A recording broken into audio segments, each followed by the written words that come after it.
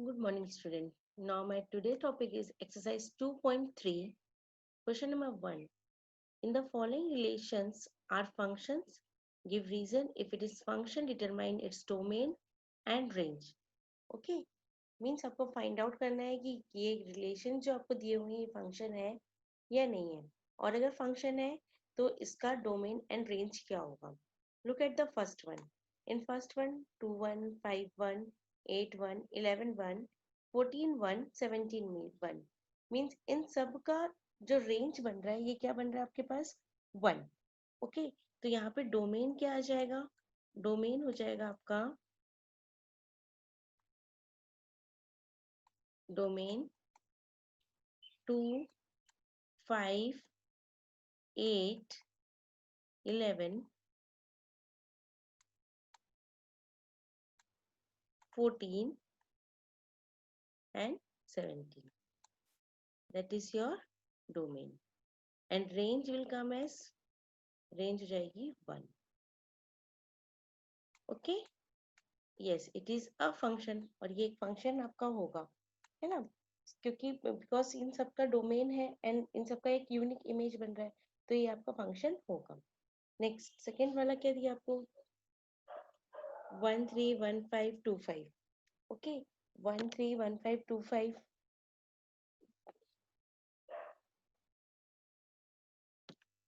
Second वाले में आपका थे 2 1 4 2 6 3 8 4 10 5 12 6. तो बिल्कुल क्लियर दिख रहा है हर एक एलिमेंट का एक यूनिक इमेज फॉर्म हो रहा है. मतलब डोमेन क्या हो जाएगा यहाँ पर आपका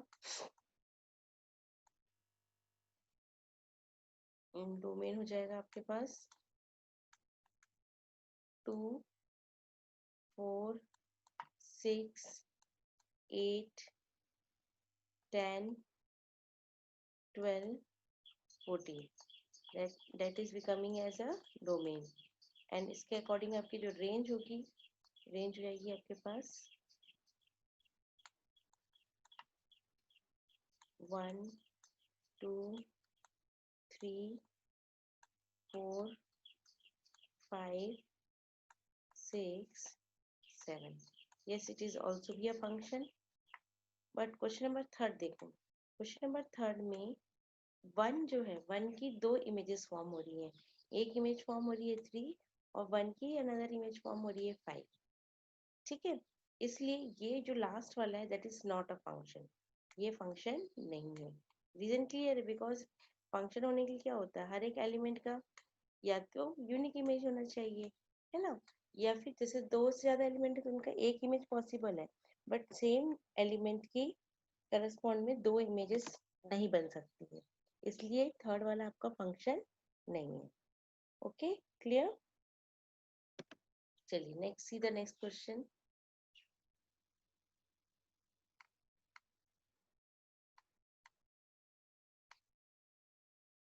find the domain and the range of the real functions. इसमें आपको इसका डोमेन एंड रेंज फाइंड करना है. अब यहाँ पे डोमेन क्या हो जाएगा. क्वेश्चन नंबर फर्स्ट में दिया हुआ है F X is equals to mod of X. मतलब यहाँ पे आप एक्स का कोई भी वैल्यू रख सकते हैं, नेगेटिव भी रख सकते हैं, पॉजिटिव भी रख सकते हैं. तो we can say that domain क्या हो जाएगा फर्स्ट वाले के लिए ऑल रियल नंबर्स. मतलब डोमेन में आप डाल सकते हो domain equals to real numbers है ना, मतलब कैपिटल आर डाल दिया. ओके. अच्छा जब आपने कैपिटल आर वैल्यू पुटअप किया तो पॉजिटिव वैल्यू रखो चाहे नेगेटिव वैल्यू रखो. जब मॉड से बाहर निकलेगा तो वो क्या हो जाएगा पॉजिटिव. लेकिन बाहर किसका साइन प्रेजेंट है माइनस का. इसका जो रेंज हो जाएगा रेंज हो जाएगी आपकी क्या केवल नेगेटिव वैल्यू होगा रेंज में. ओके. सो आप इसको या तो माइनस आर लिख सकते हो या फिर आप इसको और किस तरीके से लिख सकते हैं. रेंज को अगर आपको इंटरवल के फॉर्म में लिखना है तो आप लिख सकते हो माइनस इंफिनिटी कॉमा 0. क्लियर. और वर्ड में लिखना है तो आप लिख सकते हैं negative real numbers. Okay. Next question number third. Question number third में दिया हुआ है आपको सॉरी क्वेश्चन नंबर सेकेंड में आपको दिया हुआ है F X is equals to under root 9 minus X square. ठीक है. सो यहाँ पर भी आपके सारे वैल्यूज क्या हो जाएगा as under root 9 minus X square is defined for all real numbers that are greater than or equal to -3. And less than और इक्वल्स टू -3, है ना। सो आपका जो डोमेन होगा वो क्या हो जाएगा, -3 से 3। कैसे देखो, जब आपके पास रूट का साइन होता है तो रूट के अंदर हमेशा वैल्यू कैसी आनी चाहिए, पॉजिटिव वैल्यू रखिए।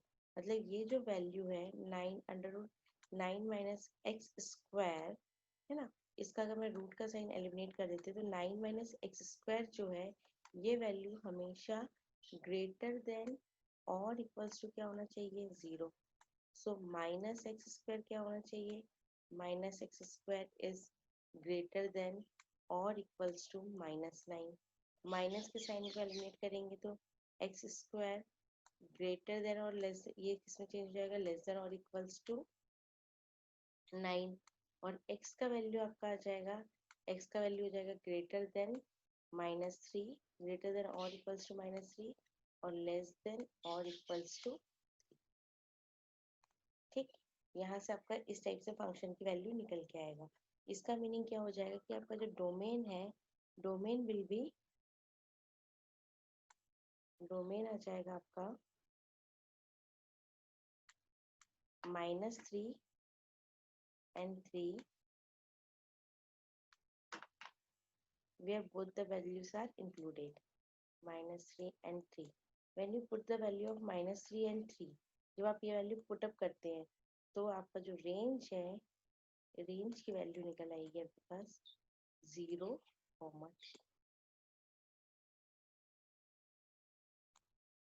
ठीक है, clear.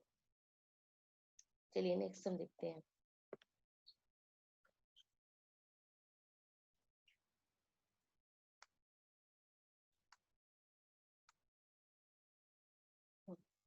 A function f is defined fx is equals to 2x minus 5. Write down the value of f0, f7, f minus 3। ये क्वेश्चन फुल सिंपल है। fx इक्वल्स टू क्या दिया हुआ आपको, fx इक्वल्स टू गिवन है 2x minus 5। सो पहले x की place पे क्या रख दोगे, 0। तो f0 क्या आ जाएगा आपके पास, ये हो जाएगा 2 × 0 - 5, मतलब आपका आंसर क्या आ जाएगा, -5, ठीक। देन आफ्टर 7 पुट करना है, 7 पुट कर देंगे तो आंसर क्या हो जाएगा, 7 × 2 = 14 - 5, 14 - 5 मतलब आंसर क्या आ जाएगा आपके पास, 5। देन -3 पुटअप करना है, -3 पुट किया तो आ जाएगा -6 - 5। वेट, यहाँ पे क्या मिस्टेक हुआ, अब 5 गिवन था आपको, है ना। 14 माइनस 5, 14 - 5 का आंसर आ जाएगा 9 एंड -6 - 5 का आंसर आ जाएगा -11, ठीक। ओके, सिंपल फंक्शन के अंदर वैल्यूज एक्स की वैल्यू पुट करना है और आपको आंसर्स निकालना है। ओके, नेक्स्ट सम में क्या दिया आपको, इस वाले क्वेश्चन में भी नेक्स्ट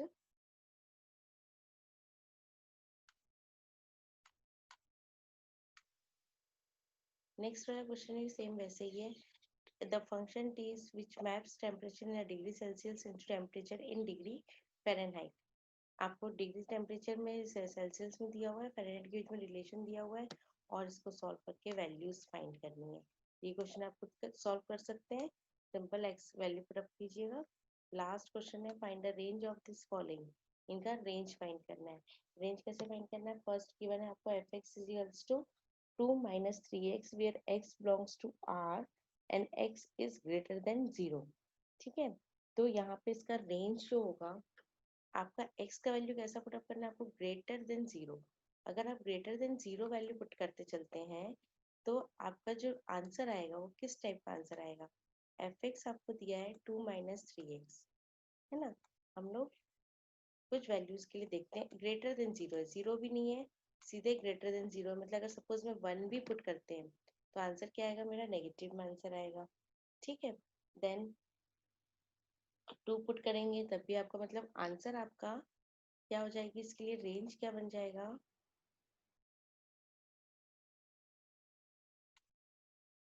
बस रेंज आ जाएगा, वैल्यू हमेशा नेगेटिव में जा रही है तो -∞, कॉमा लोएस्ट वैल्यू भी क्या रहेगी 2, लेकिन 2 भी इंक्लूडेड नहीं है, ठीक है।